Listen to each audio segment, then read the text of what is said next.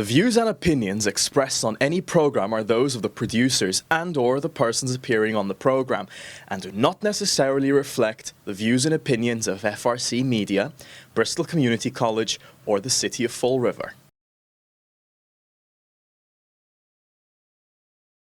Welcome, welcome. I had a college kid just walk by and be like, "What is this? What's going on?" And I said, "It's an event about accessory dwelling units."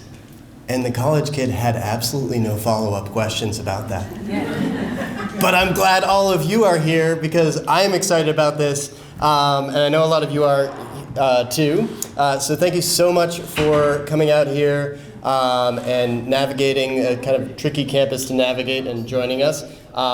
We're thrilled that so many of you are here and that you are interested in building accessory dwelling units, aka in-law apartments, backyard cottages, granny flats, basement apartments, whatever it is. It's also, I like to call it housing, right? Places for people to live. My name is Will Gardner. I'm with a group called SouthCoast Places for People. We are a nonprofit, and we are all about creating great places, both places where people can live, a diversity of places, and helping local places, neighborhoods, to do what they can to make their neighborhoods just a little bit better. And that's what this is about for us, is we believe that we can address big challenges like the housing shortage locally with many hands working together, all of us putting in work, making our communities better through incremental development, right? It doesn't always have to be somebody coming in from the outside. Many great places, in fact, beautiful cities like we have here, like Fall River, like New Bedford, were built by many hands, by many people, at a time when you could build things and build wealth in this country. And so one of the things that our organization is trying to do is clear some of the obstacles away so that people can build again in their communities and improve their neighborhoods, and also to create an ecosystem of small-scale, local, incremental developers who can help to address our housing challenges. So whether you know it or not, I know most of you are just here because you're interested in accessory dwelling units, but you are also really, if you're embarking on that journey, you can consider yourself a small-scale developer. I know a lot of times people think of developer as this it's like the bad guy in the movie, right? But developers are just people who build things like housing, right? And local small-scale developers are what we need more of. So that's who we are, what we're all about. What you can expect tonight, we're going to hear from some experts on building and design, also permitting. We have someone from the city here who can answer some of your questions about permitting, as well as financing. We've got two of the best local banks around who can answer your questions about that and who can give you an overview of how we finance these. And at the end of this presentation, we'll have time for Q&A. So if you have questions that would benefit the whole group, you can ask those then. And then we're also going to have time after this to eat, mingle. We have some vendors who have some materials, but you can chat individually with folks afterwards as well. So please stick around for that if you can. We're going to, after this event, we'll follow up with each of you. So please make sure we have your email. If you didn't register online for this, please make sure we have your email there so we can follow up with you after the event. And then let me see, before we proceed, I certainly want to recognize our lead sponsor, Bristol County Savings Bank, and also our other sponsor, Bay Coast Bank. So give a round to our two banks for sponsoring tonight. As well as the excellent food, which was sponsored by SouthCoast and Associates, who you're going to hear from momentarily. So thank you to all of our sponsors. And then I'm going to turn it over to Tracy Albanese, who's going to share a little bit about United Interfaith Action. They're co-hosting tonight. Tracy. Thanks, Will. Good evening. As Will introduced me, my name is Tracy Albanese. I am the Fall River Community Organizer for UIA, which is United Interfaith Action. and we do community organizing in the cities of Fall River and New Bedford, and we've been advocating for ADUs for a few years now. So we're super excited that the Affordable Homes Act that was passed last year allows these by right across the Commonwealth.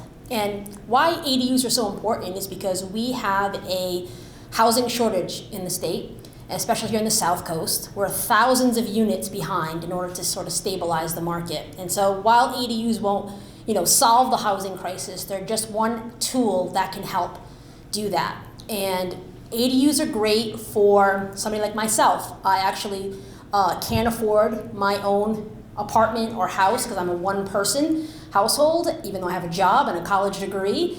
So I live with my parents, but I don't really want to be living with my parents. So an ADU would be perfect for me. My parents have the land to put an ADU. It's great for aging parents or a friend that might need a place and you have the space to put an ADU. So ADUs are great for a lot of reasons. So we're super excited to be here tonight and for you all to learn about more about ADUs. Who's up next, Will? Hand it over to Christian. Yeah. All right, Christian's next.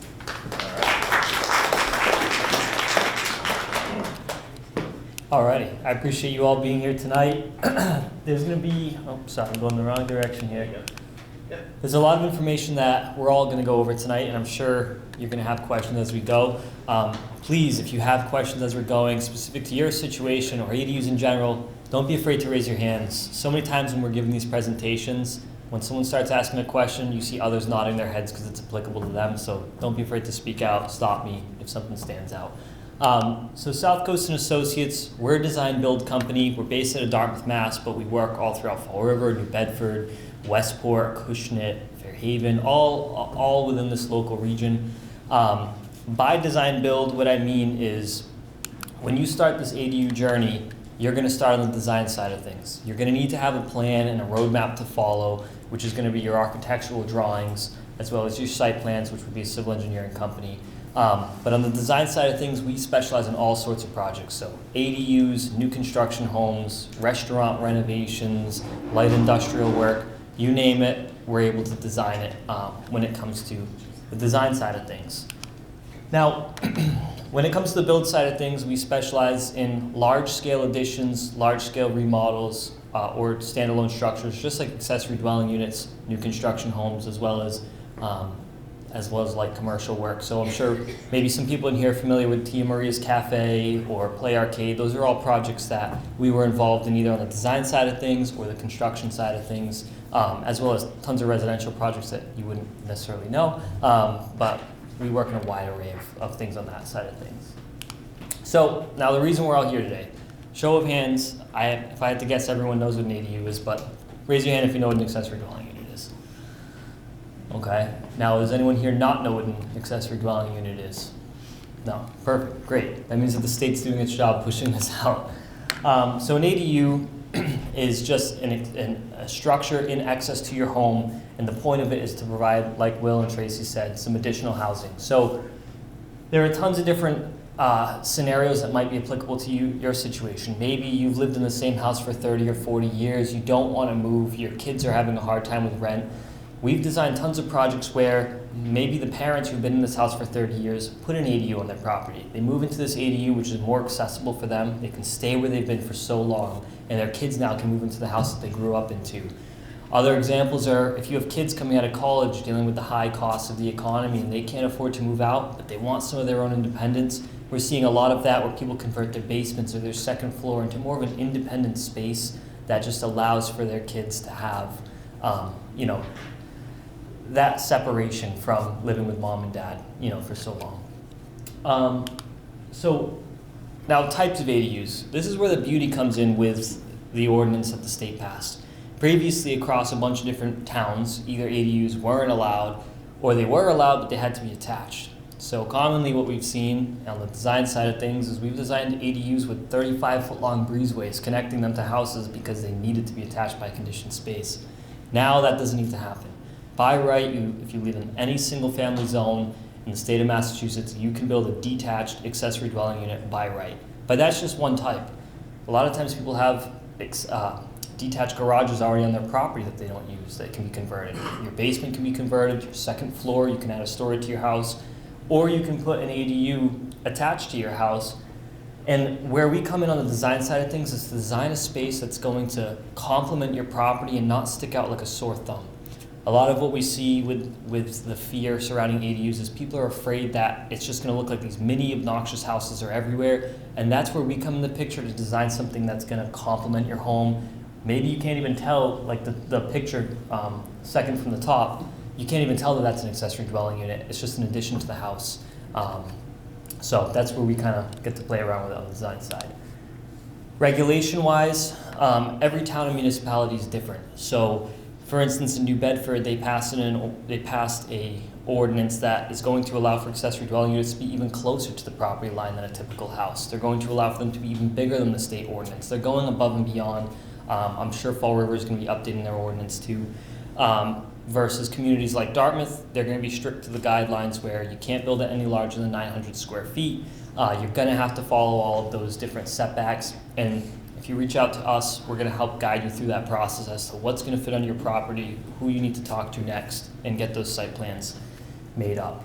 There are also different septic-specific regulations too when you're increasing bedroom counts or decreasing in some cases if you discontinue bedrooms, but I can get into that nitty-gritty specific to people's situations. So again, this is kind of just a recap on what I just talked about as for the benefits, but when you think ADUs, it's not just about providing a place for someone to live. It's about helping your family's overall financial position and that trickle down. We're seeing a lot of cases where where someone's kids own a house and the mother owns a house. Now the kids or the mother are able to sell their house, they take those proceeds, they build an ADU, and they can take excess funds from that sale, put it into the stock market, put it into a retirement account, so that way long term the overall financial picture of the family is better and that trickle down occurs, and it just helps create some more generational housing.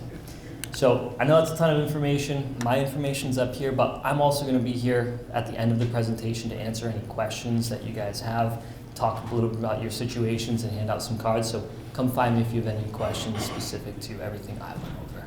Now I'm going to hand it over to Mike Tavera. He's going to talk to you about the lending side of things with Bay Coast Bank.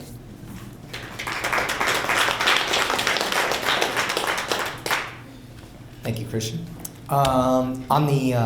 On the residential mortgage side, things have changed a lot where programs had to be a little more flexible. So Bay Coast has gone out of their way to make things and create products to make it easier for you, because we know in certain situations you may have a great rate from 2020 and 2021, and you don't want to get out of that. You may have a mortgage, and that's been your reason to not finance something or an ADU. As far as Bay Coast Bank, just to introduce myself, I'm Michael Tavera. I've been with the bank over 8 years. I've been in mortgage lending for 15. I'm a senior loan officer there, and I'm able to help you finance these options. So when it comes to this ADU, obviously some things, building these units can get very costly, because building materials and these plans and engineering can get costly. So if you don't have the cash, we can finance this for you, and we can get creative depending on your specific situation.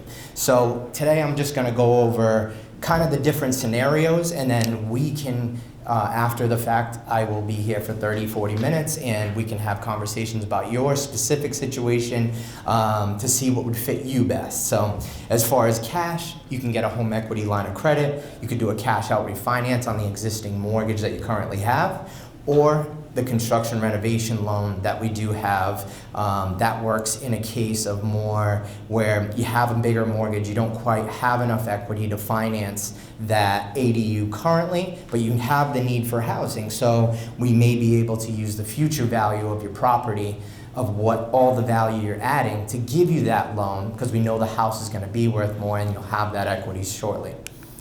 So I'm going to go over the pros and cons of some of these, because you'll be able to figure out your situation and what fits you best based on the pros and cons of each of these options.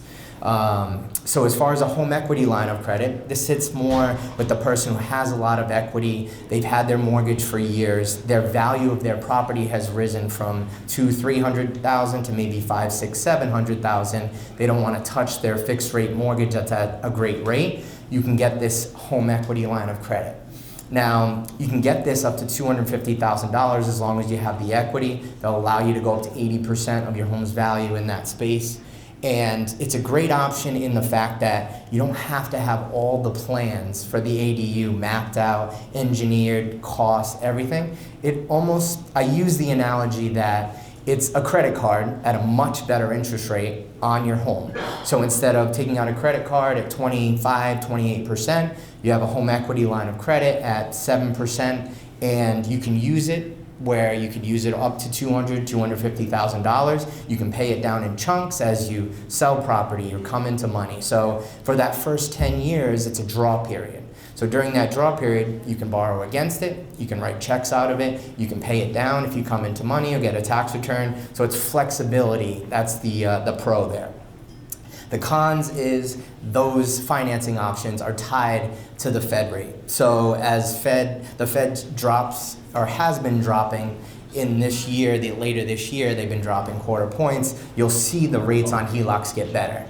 In the past 4 or 5 years, you've seen people take HELOCs out in 20 and 21 at 2.5, 2.9. They had a balance. Now, 5 years later, that Fed rate's at 7. Their HELOC adjusts to 7. Now they're not used to that payment. So you do have to that's the con to that. You can borrow the money, but it's variable on what the Fed rate is. So the advantage is if you like a fixed rate, you don't like the risk of that HELOC going up, you can do a HE loan, which you'll have a fixed rate, it's a second mortgage, so you don't have to touch your first rate mortgage if you don't want to refinance and get a higher rate.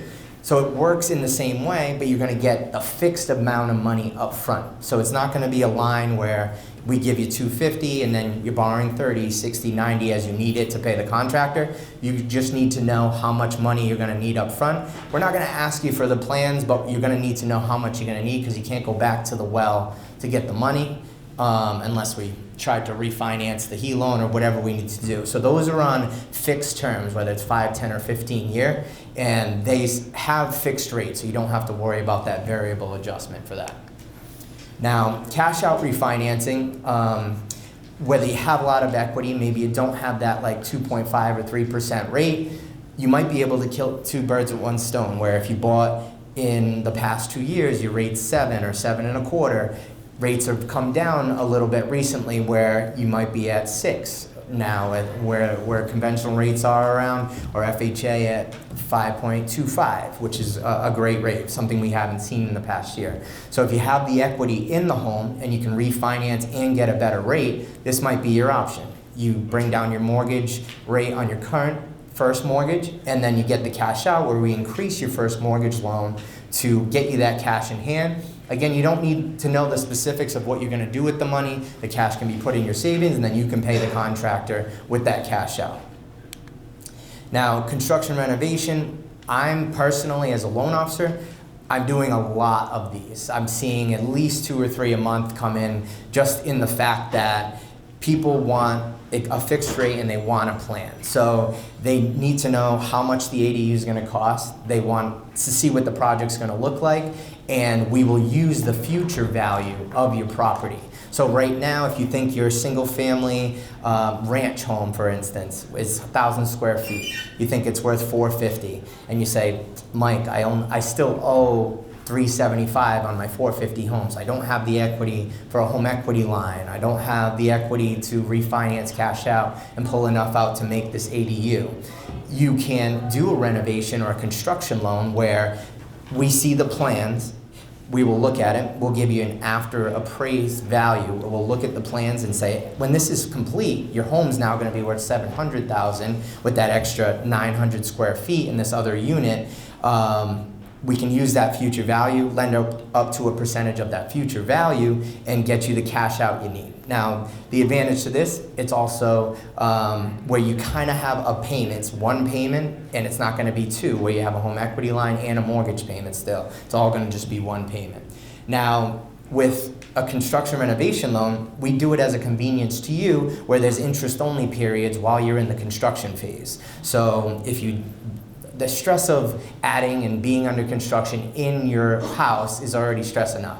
So if we can make it easier for you, whether it be a 6 or 12 month interest only, depending on the program, we can do that for you so that it lightens the load on that bigger mortgage payment that you're going to have since you're borrowing so much extra money.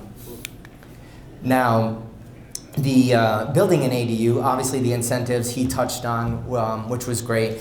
Your increased home value, I'm seeing just in the fact that you can have a rental space where even if you live in the main house and you rent out this ADU, that rental space increases your home value exponentially, because now you could live in the ADU, you can rent a full single family home for $3,000, $4,000, $5,000 a month, and that can offset all of the costs that everything in life has gone up.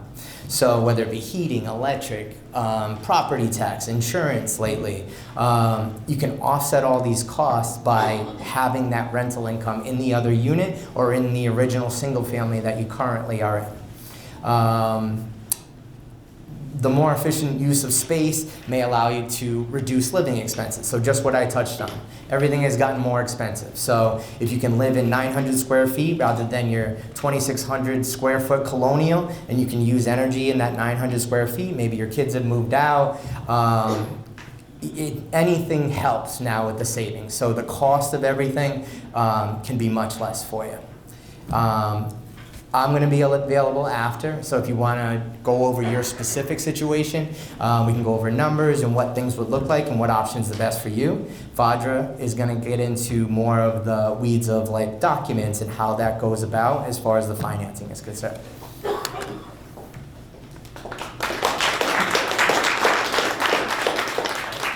Hi everyone, I'm Fadra Northrup with Bristol County Savings Bank, and I'm a mortgage consultant, and I cover the Fall River, New Bedford area. I started my career about 25 years ago with First Fed. Does anyone remember First Fed Savings Bank? Yes. So Bristol County Savings offers the same programs that Bay Coast does. We have a special ADU construction mortgage, we do the cash out refinance, the equity line, and the home equity loan. I'm going to talk to you about documents needed when applying for any of these loans. We kind of want to look at your earnings, so pay stubs. If you're a W-2 wage earner, we're going to look for 2 years W-2s. If you're retired, we're going to want a Social Security award letter, any pension income received, dividend incomes through your tax returns. We're going to collect your tax returns for the past 2 years if you're self-employed, or collect retirement income. If you have a mortgage on the property, we're going to ask you for your first mortgage statement, and we're also going to ask you for your first page of your homeowner's insurance. And that helps us put the numbers together to see what you qualify for.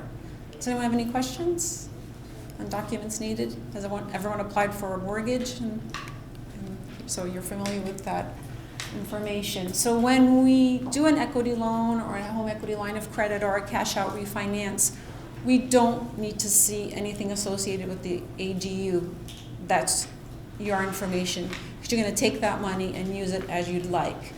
When we get into an ADU construction loan, besides all of the documents I just talked about, we're going to ask you for a signed contract between you and the builder. Number one, we're going to make sure that builder is licensed and insured. We're going to ask him for a license and insurance. We're going to get a copy of the building permit from the town or city you live in.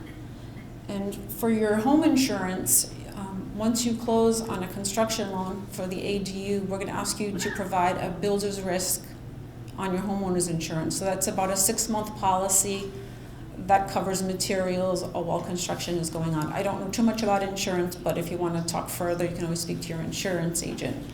And those are the items we want to see, and also the plans for the ADU can be simple, can be detailed, however you'd like to present those. And we're going to look at those plans and make sure the contractor is licensed and insured. And like Matt said, on a construction loan, we get 2 values. We're going to get an as-is value, so if you want to pay off your current home, we want to make sure the value of your home as-is enough to pay off that mortgage. The subject to value allows us the room to give you the financing for the ADU.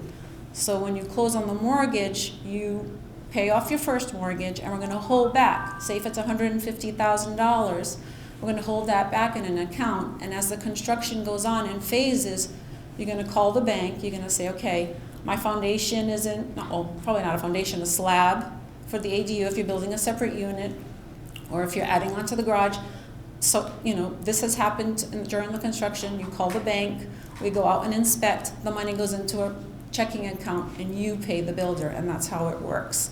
The first 12 months of you're doing a 31-year mortgage, 30-year mortgage, it's actually 31 years because the first 12 months are interest only on the monies that you've used. Does anyone have any questions? Yes? Has there been times that you guys deny it based on plans? No. No.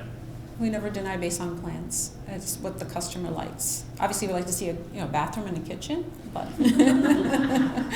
just kidding. Does anyone have any questions about construction loans or home equity lines of credit or equity loans or cash out refinance? Or understands how that works? Thank you for your time and thank you for having me.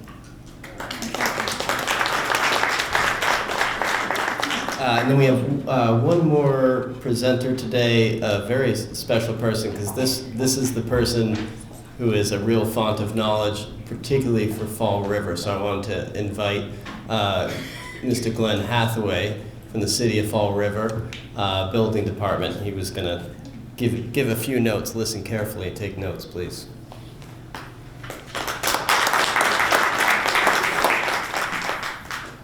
Good evening, everybody. So, ADUs. You're thinking of putting an ADU. Let's start with a ranch house, or you live in a single-family district. I'm talking Fall River, so I don't know what's going to happen in other communities, but I know what happens in Fall River. So, first of all, to have an ADU and not have to deal with any other zoning issues, you have to be in a single-family home district, or single-family homes have to be allowed in that district. So in Fall River, we have many districts. We have single-family, we have multifamily, A2 apartment districts, we have commercial mill districts, we have factory districts, and so on. In those districts, if a single-family home is allowed, then you're allowed to do an ADU. Pretty easy. One ADU per unit, per property. If you want a second one, I believe the law requires that you have to have a special permit through the zoning board for the second unit if you have enough room on the property for 2 ADUs.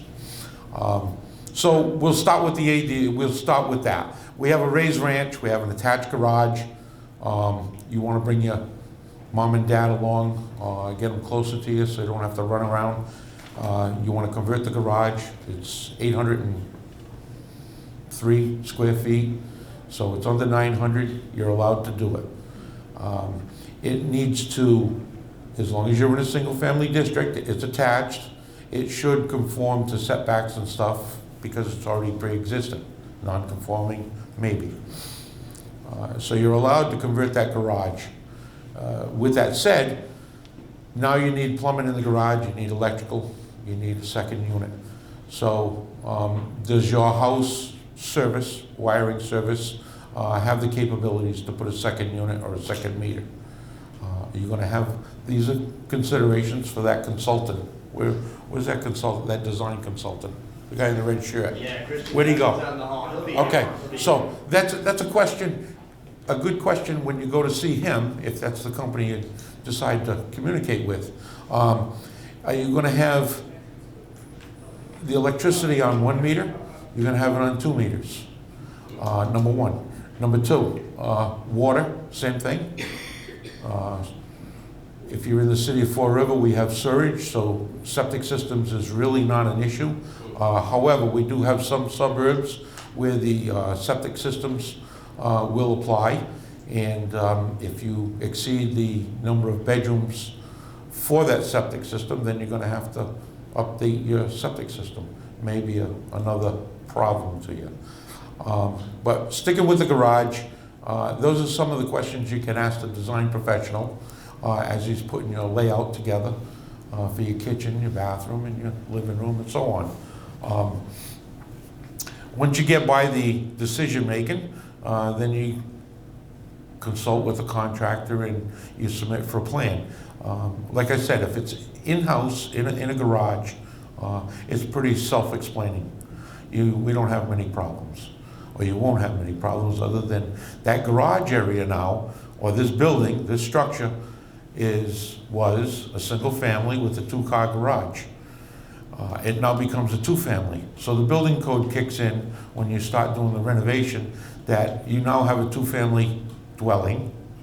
The separation between the 2 buildings needs to be according to what the building code is. So you might already have one side, because it was a garage, fire rated and separated properly, but if it was constructed 40 years ago, it doesn't meet the current codes for separation between dwelling units. So that's the design professional that's going to design that and put those things into place so as it becomes that much smoother for you.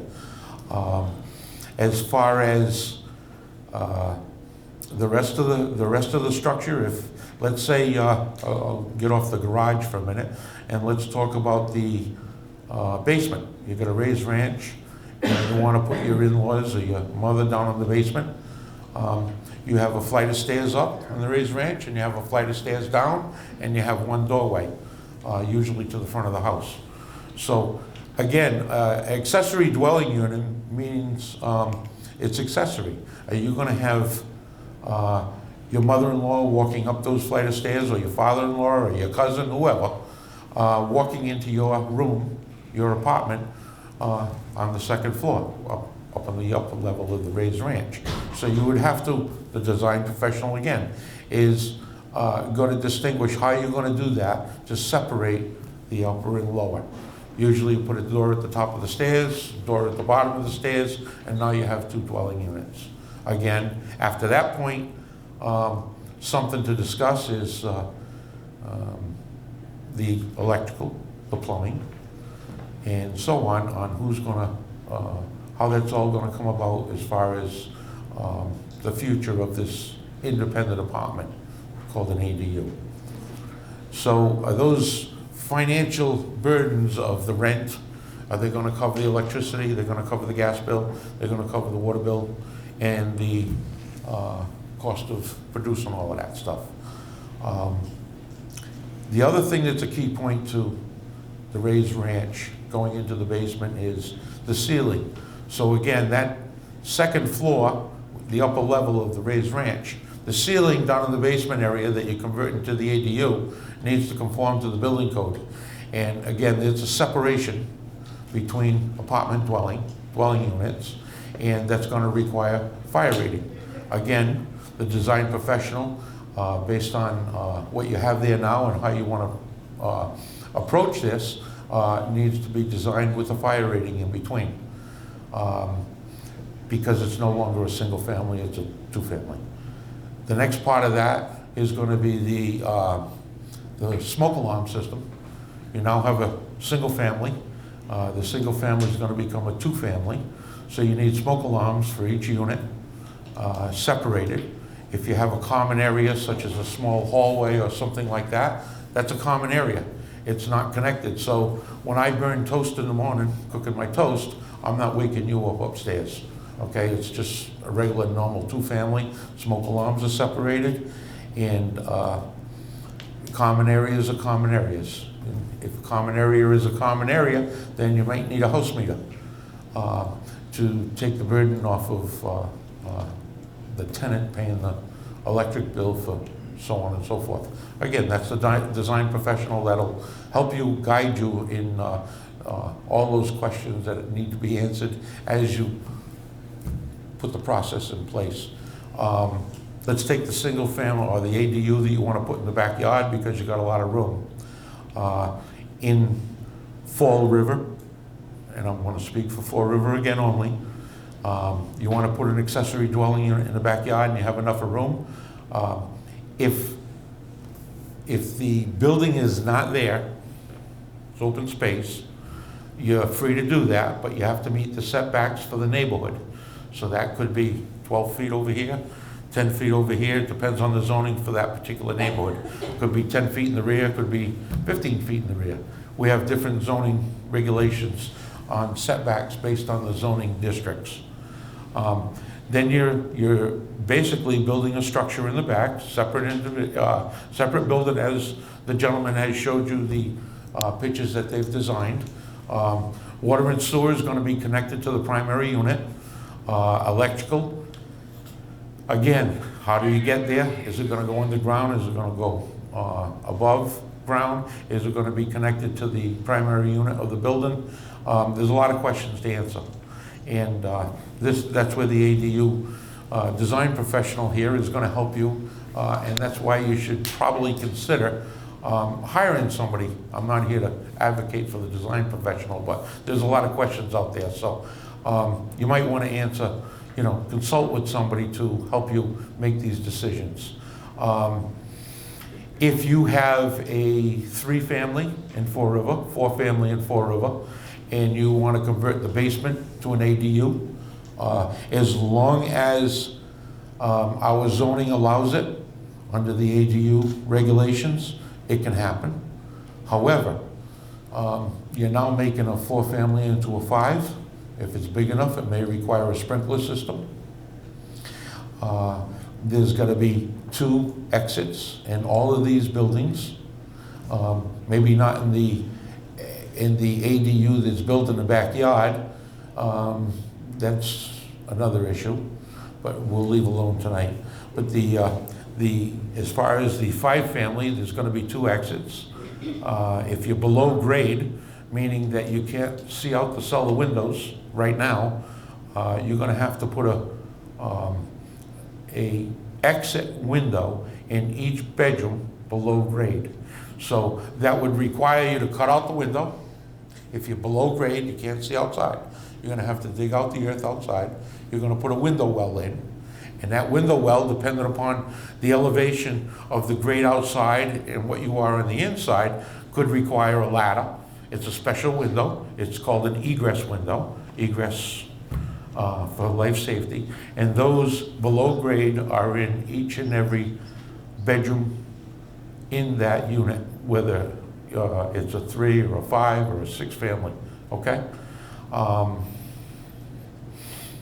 think I've covered some of the basic stuff. People can grab you individually too afterwards and bug you. I don't plan on sticking around too long tonight. Oh. I have supper. They know where to find you. I have supper waiting for me. If there might be people in the audience right now waiting for me to visit their property in Fall River because they've called. So the process in Fall River, I'll explain a little bit. I have 3 building inspectors. There's a total of 3 in Fall River. I'm one of them. And I'm the only one that's doing the ADUs because I'm trying to keep it simple. It's a complicated, it's not like working in the town of Dartmouth or the town of Westport or Somerset or Swansea. There's single-family homes and there's 2-family homes over there. Maybe a 3 here or there. In Fall River, it's more complicated and we have different zoning regulations. So I'm doing all the ADUs myself, is the bottom line. So if you call and you ask for, telling me you want to look into putting an ADU in, I'll go out, I'll visit your property, you tell me where you want to put it, what your intent is, and I'll say yes, or I'll say no. I'll say, yes, you got to do this, this, and this. You may you will have to have off-street parking for that accessory dwelling unit. At least 1 car, 1 bedroom, 1 car, on site. And if it's in a congested neighborhood, it makes sense that you have that off-street parking for that 1 new unit. You may not have it for the others, but you're going to have it for the new one. If you have that single-family, if you live in a single-family district already, you have a big lot, you want to put it in, you have a driveway already, you have 2 bedrooms, that new ADU unit is going to require a parking place off-street on the property. Does that mean you have to cut the curb? No, if you have one already, you have a curb cut and it's 16 feet wide like most of them are, you can put it on an angle. As long as I get that car off the street for that ADU, I'm satisfied. Like I said, I will visit all the properties. I will advise you if it's a go and tell you the next step is call a design professional and move forward. And a lot of them do and a lot of them have not. I got one question before you, and then, so go ahead. Does Fall River fall underneath the MBTA Act, in which if you build an accessory dwelling unit within an MBTA zone, you don't need to have a parking space for that? Good question. Yes, yes, we do. Yeah, and it's, I'd have to go- That's part of the housing law. So what he's referring to is if you're a set distance from either a bus route, it can be a bus station, or actually a set stop or a train station, it waives the parking requirement. So there may be a lot of places in Fall River that fall into that. Good call. yes, good question. Yes, sir. I was wondering about height restrictions. So on the ADU, Yeah, like when you do like living area downstairs, bedrooms upstairs.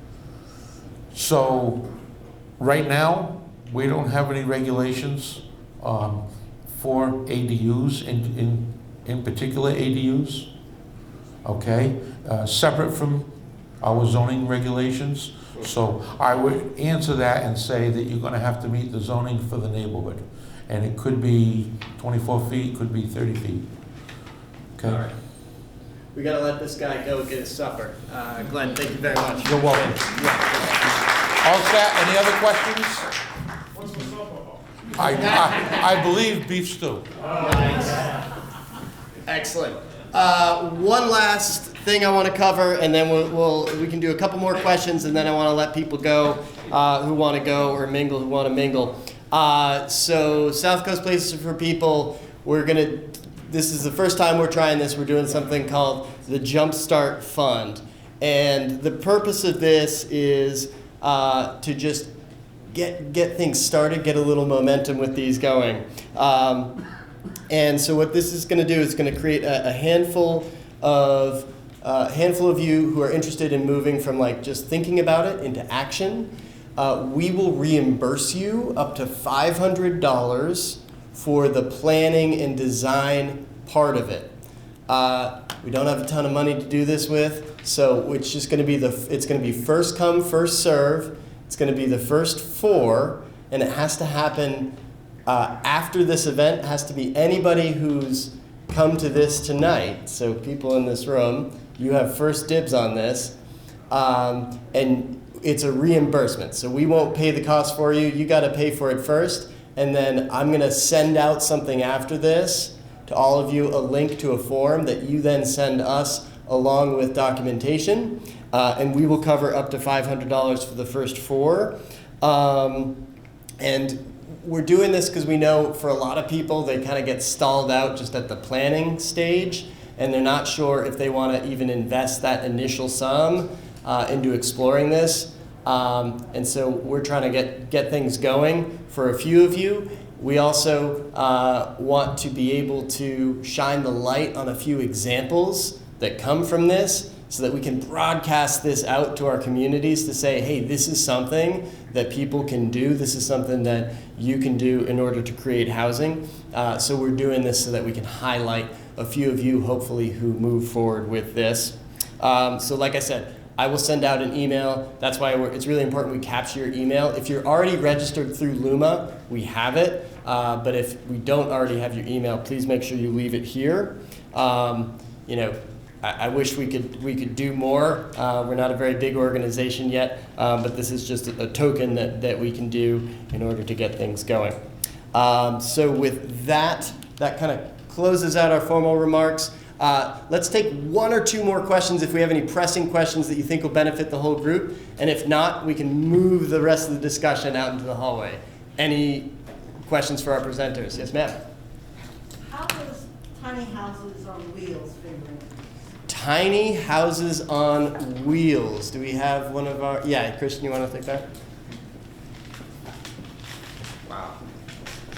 So we literally just got this exact question in the hallway. And under the regulation, there's not any specific verbiage to a tiny house on wheels. Every town might look at it differently. My suggestion to that person who asked was, worst case, you might have to take the house off of the wheels temporarily, and then if you ever want to move it, you just put the wheels back on it. So you might, maybe put some blocks on the corners of the trailer to put it there. Yeah, exactly. So hope that answers it. Go ahead. I guess in Fall River, for the gentleman from Fall River, Yeah. can the ADU be added to just a single-family rental property? So if you had a single-family rental, can you add an ADU Yes. as an investor? As long as it's in a single family zone, you can definitely do it by right. And then if it's in a multifamily zone, we'll have to look at Fall River's, that specific zone that it's in. Yeah. What do you mean by right? I've heard that. Great question. No special permit needed. So basically, if your plan conforms to the basic setbacks, the things that he explained, you can bring in your plan, you should be able to kind of bring in your plans to the city in the morning and be ready to go start building by the afternoon. Does it have to go for zoning board?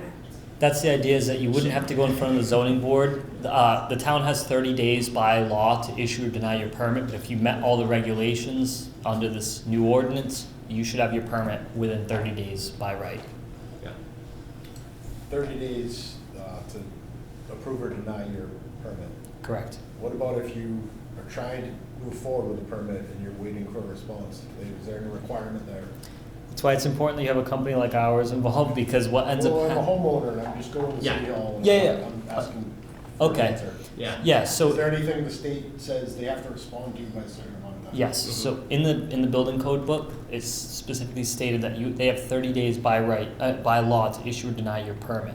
So if you walk in there with your building plans, your site plan, everything in order, and the city hasn't gotten back to you at all in that 30 days, you can serve them what's called a failure to act, and then you can go to Boston, and you, in the meantime, can move forward under what's called a stay. It's a complicated process, that's why I say you want to have someone involved at that point, but yes. Yeah, and you want to document, when you're taking it in, you need to get that stamp so that the clock starts ticking. Yep. Yeah. Can't even get the stamp dates. Okay. Give me a call. I didn't want to interrupt the beef stew tonight. Yeah, right. Give me a call. I hear you. I will. Yeah. Thank you. Yep. That's right. So in many, it does vary by municipality, right? But does the state law say something about it? Okay. Well, the state law allows municipalities to limit accessory dwellings use for short-term rentals, so anything fewer than 30 days. So many municipalities have passed their own regs to prevent ADUs from being used for like Airbnbs or short-term rentals. I think that's going to vary by community, but they are allowed to do that. I will say, I've been following kind of how this is a fairly new law, and I've been following how it's kind of playing out around the state. And there's still some back and forth between the states and municipalities. So one of the things that some of the municipalities are doing, which I don't think they're going to be able to do over the long term, is some of them are kind of default requiring separate hookups for every accessory dwelling unit, regardless of whether they need a separate utility hookup. I think that's going to be a losing battle for those municipalities that do that. But that remains to be seen. So that is an issue. Again, you're going to have to see town by town how that goes. But I think over the long term, those aren't going to hold up well, because the law is pretty strong in that it says municipalities can't put up kind of undue barriers for homeowners for creating this housing. So it really is like the state law is really up on your side, even if it's going to take cities and towns a while to kind of catch up with that. State law supersede local laws? It does, but that superseding can take a long time and require, rulings by the AG and things like that. Yes, ma'am, in back. For a non-detached ADU, like a tiny home, Yeah. I know it's a general question, but what is the general price? Oh, great question. What was it? That's everyone's question, or the most commonly asked question, I would say, and it's very difficult to give that answer without having plans, because if it's 700 square feet versus 900, it can... Say 900. A 900 square foot ADU, if it's vinyl sided, 2 bedrooms, bathroom, kitchen, fed off of the existing house, it's probably going to be between 250 to 350. I can't give you an exact number within that range. If it's detached, Yeah. Say, all right, go smaller. What's the lowest? What's the lowest price? So it's tricky. The smaller you go, the higher your cost per square footage, per square foot is, because your ratio of wet space, which is bathrooms and kitchens, is higher than your area of dry space, which would be bedrooms and living rooms. So it's very difficult for me to give you that answer, but what'll happen if you work with us is our design process is paid in phases. So we're gonna work back and forth with you on the schematic side of things until the design's what you want, but we're also gonna do square foot cost studies to make sure that this design's roughly within your ballpark budget. So if this ends up being unaffordable to you, you don't end up paying us that final payment to finish your plans, you nix the idea, and you move forward. But the idea is that we design something that's roughly within your budget with these square foot cost studies. So what's the smallest ADU you would build? What's the smallest one we've built? Yes. I would say maybe not on the build side, but on the design side of things, the smallest one we've probably designed would be maybe 700 square feet, maybe 650, I'd say. Yeah. We'll take one more question and then we'll talk in the hallway. Yeah, so I was just going to respond. So I'm Joseph with Eastern Mass ADU.